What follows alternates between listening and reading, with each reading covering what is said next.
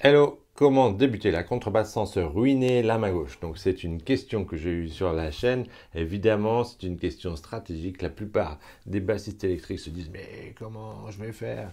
C'est trop physique, un gros instrument comme ça, il faut sûrement employer plein de force. Alors aujourd'hui, on parle de la main gauche. Qu'est-ce qui se passe? Quel est le travail à faire? Quelle est la différence avec la guitare ou la basse électrique? Jingle.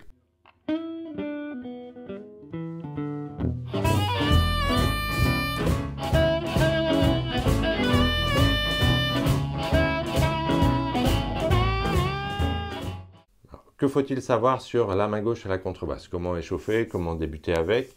Que ce soit ton premier instrument ou que tu fasses déjà de la basse électrique ou de la guitare, tu vas sûrement être inquiet, te dire il faut sûrement beaucoup de force pour employer ce gros instrument.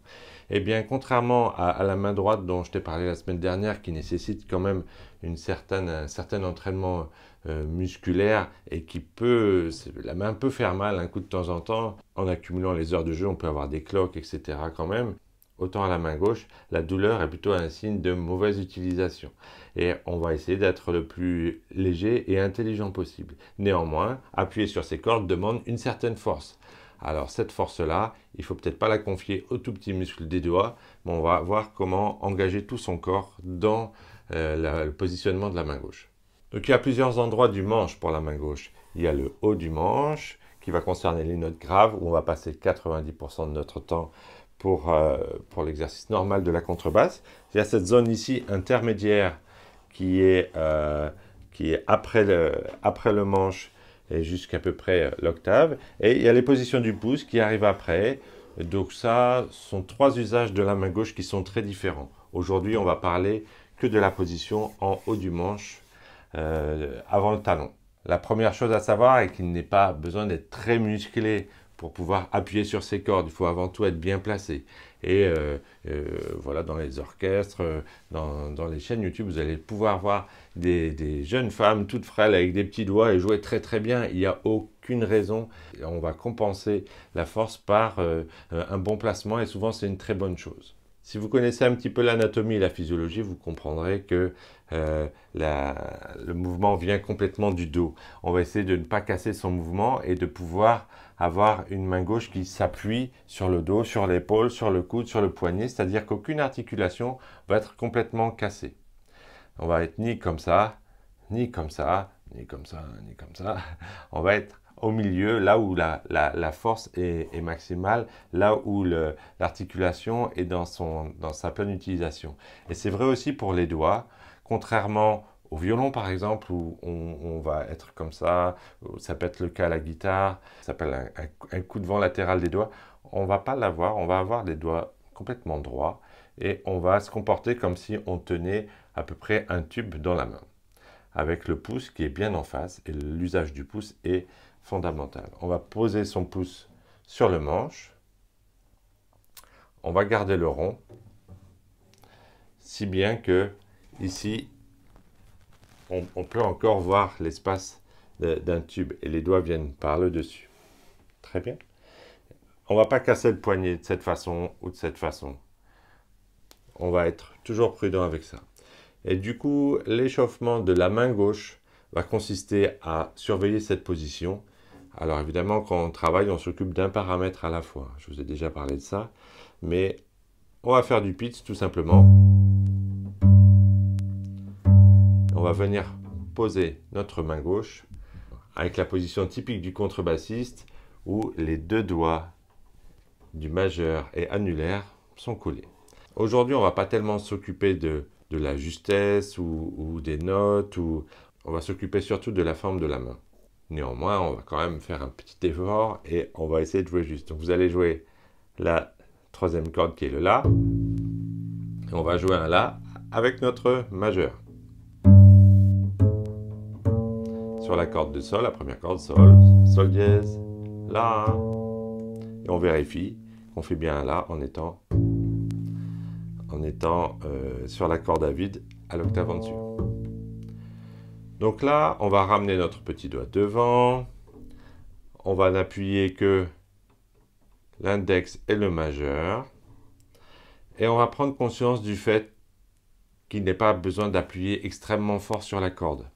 Et c'est une prise de conscience à refaire tous les jours, tous les matins, parce qu'on a tendance à appuyer trop fort. Et après, ça vous bloque pour la suite. Du coup, on reprend conscience de la quantité minimum nécessaire pour déclencher le son. Et aussi du fait que si on appuie trop fort, on va augmenter la hauteur de la note. Je vais vous en parler. On regarde d'abord, on essaye ensemble. On fait le sol. On vient poser majeur et index tout doucement sur la corde, de façon juste posée. Donc on va étouffer le son et on va appuyer petit à petit sur la corde. On va voir ce que ça fait. J'appuie un petit peu plus, tout petit peu plus, tout petit peu plus. On commence à avoir du timbre.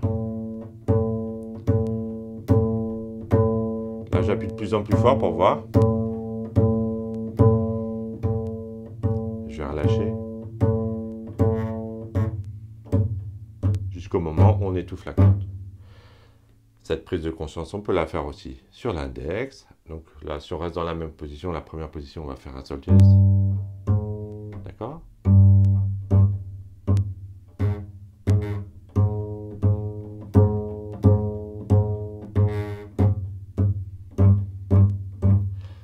Voilà. Et on va penser toujours à la forme de la main, garder une jolie forme et appuyer le moins possible. Maintenant, on va appuyer le troisième et quatrième doigt, l'annulaire et l'auriculaire. On va toujours appuyer les doigts inférieurs. C'est-à-dire, si je fais une note avec l'index, il n'y a qu'un seul doigt. Si je fais une note avec le majeur, il y a l'index et le majeur qui appuient. Contrairement à la guitare ou à la basse électrique, on va pouvoir faire les doigts un par un. Là, ce n'est pas le cas. On va utiliser tous les doigts, index, index majeur. Et là, on va poser en même temps et faire qu'un seul demi-ton avec notre annulaire et auriculaire. C'est-à-dire que sur le majeur, on est sur un La. Et ici, on va faire un Si bémol en posant notre auriculaire. De la même façon, on soulève toute la main et on l'appuie tout doucement.